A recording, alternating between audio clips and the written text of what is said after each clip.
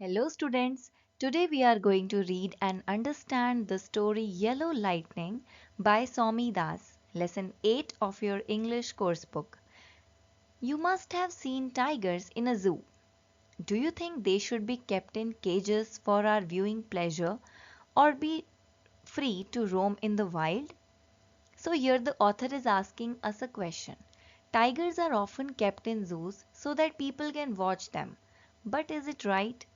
Do you think they should be in cages or should they roam freely? Shouldn't they live freely in the forest instead? Read this story about a young boy and his brush with a tiger in a forest. So now we will read a story where a small boy meets a tiger in the forest. So let's begin.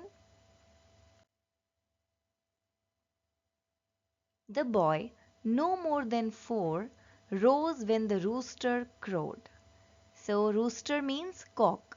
The boy was about 4 years old and he woke up when the rooster, a cock, made its loud morning sound.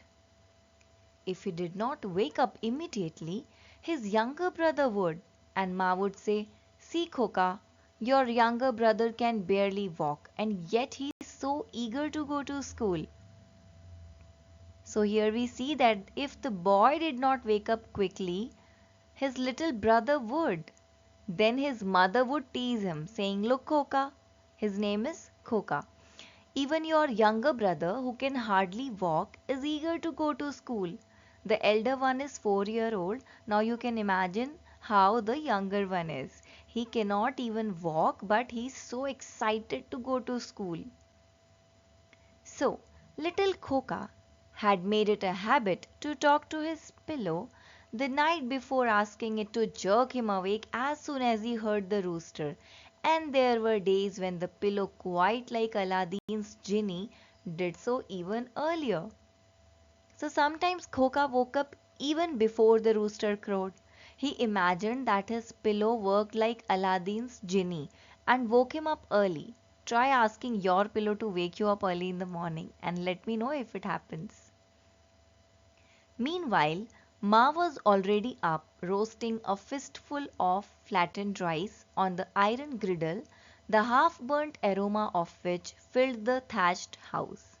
Now what is Ma doing? At the same time, Khoka's mother was busy cooking flattened rice on the iron griddle. A griddle means a flat metal pan. So here it is hot iron pan. Flattened rice is a type of crispy rice dish made from raw or roasted rice grains pounded into flat flakes. So the smell, the aroma is spreading inside their small thatched house. Thatched means straw roofed. Thatched means the roof is made of straw. And aroma means a strong, pleasant smell. So she is roasting flattened rice, and the aroma, half burnt aroma, that smell is filling up the house.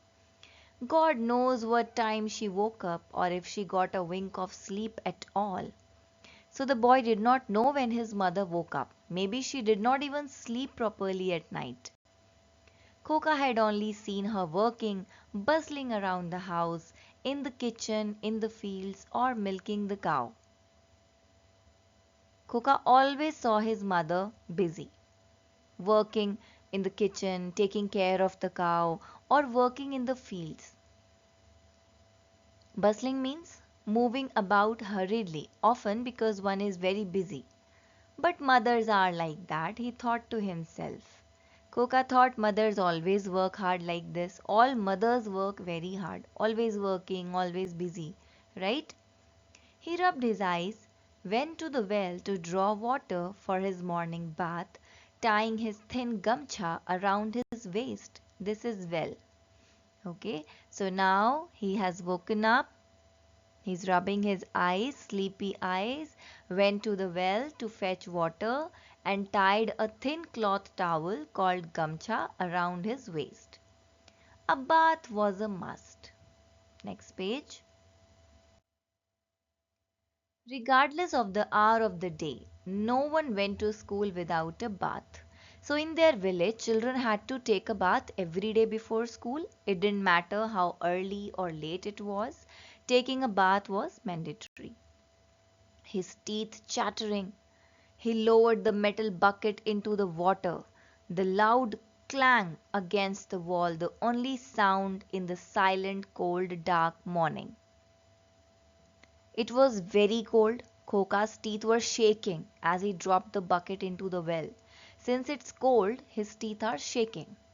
And the bucket hit the wall of the well with a loud sound, clang. That was the only sound in the quiet and cold morning.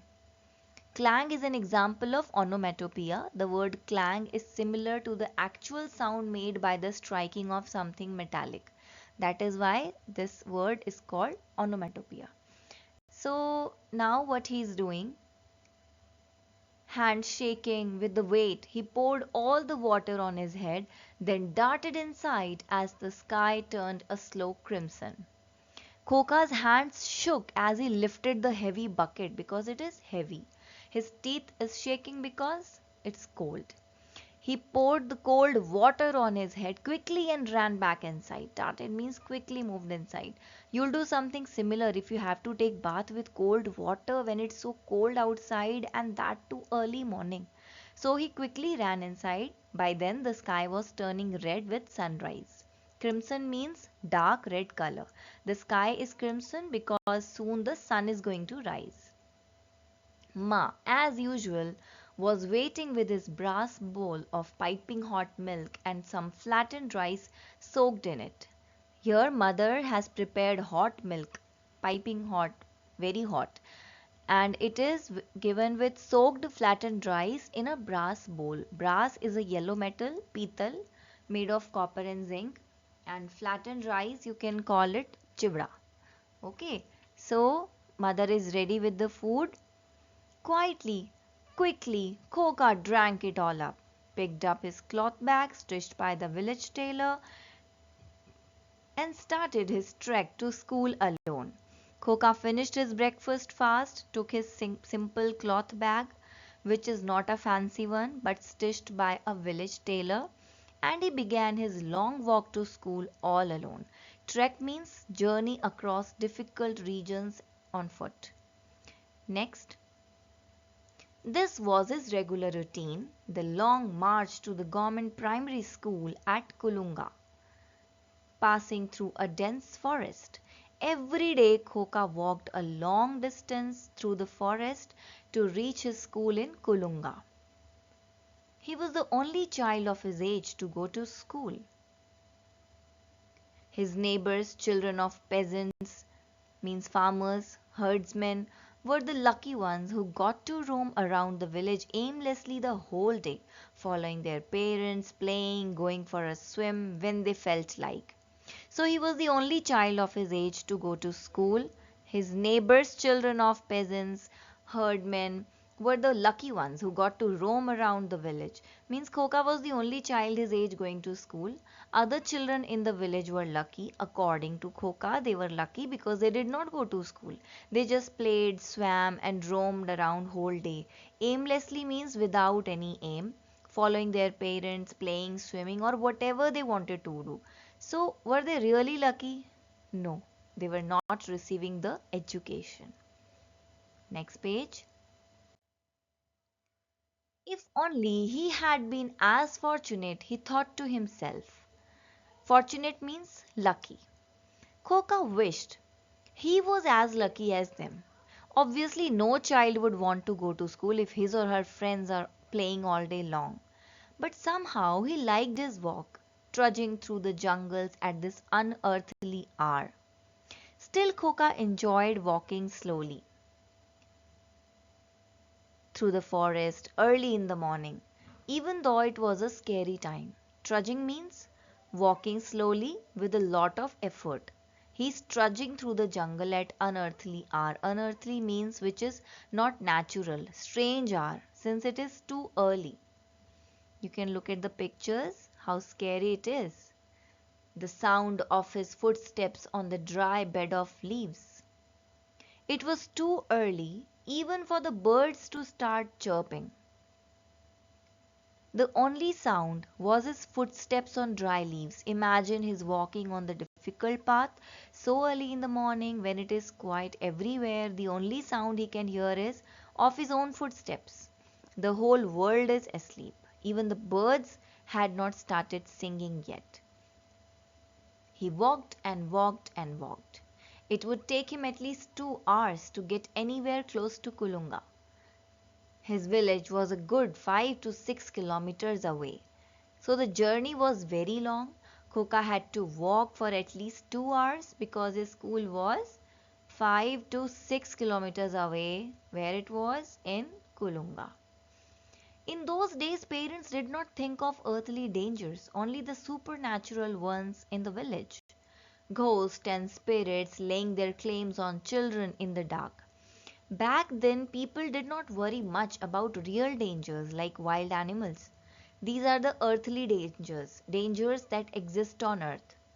Parents were not scared of these. They were more afraid of ghosts and spirits. Supernatural elements means something that cannot be explained by the laws of science and it is believed to be involving God or magic. But Koka's father, posted in a distant town, was determined to educate the boy. So, what if the school was far away and began at 7 a.m. sharp? Koka's father worked in a faraway town. Distant means far off. Still, he wanted his son to study, even if the school was far away and started at 7 a.m. He was so determined to send his son to school. He knew the importance of education in life, and so Koka had to face the hardships. So, students, this was the beginning of Koka's story. We learned about his daily routine, how he woke up, got ready, and walked through the forest alone to reach the school. In the next part, let's see what happens when Koka meets the tiger. See you in part 2. Have a nice day. Thank you. Bye bye.